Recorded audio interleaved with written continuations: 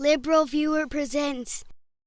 So 2 weeks into the Trump administration, it's hardly worth reporting on false statements made by the president or his staff, so it was not surprising to hear Trump's senior advisor Kellyanne Conway on MSNBC's Hardball with Chris Matthews yesterday, trying to justify Trump's Muslim ban by completely making up a terrorist attack in Bowling Green, Kentucky that never happened, as you can see in this clip. He is calling for extreme vetting from 7 countries that President Obama first identified. Right. All he did was take his lead. He didn't even add to the list. Yeah. It's the 7 countries that were previously identified by President Obama as being high risk, as being states that either harbor, train, or export terrorism.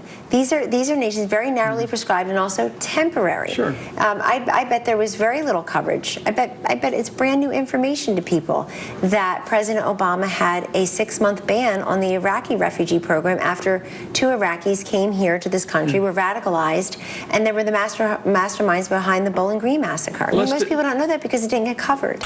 So never mind that President Obama never instituted an actual refugee ban. The reason there was so little coverage of the Bowling Green Massacre is that it never happened.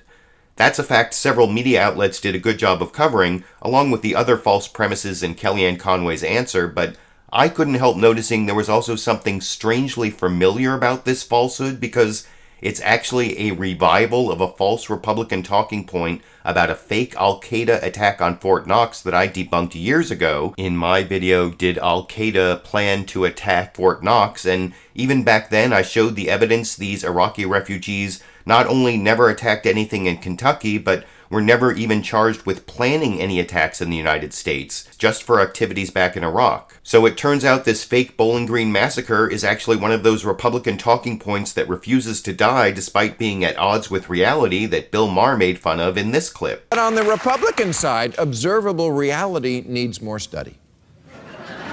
Which is why their talking points that have been disproven remain. Like a guest who's been asked to leave a party but does not.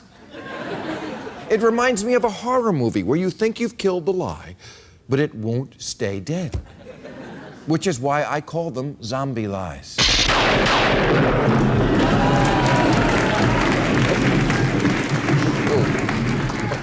Oh, what an effect.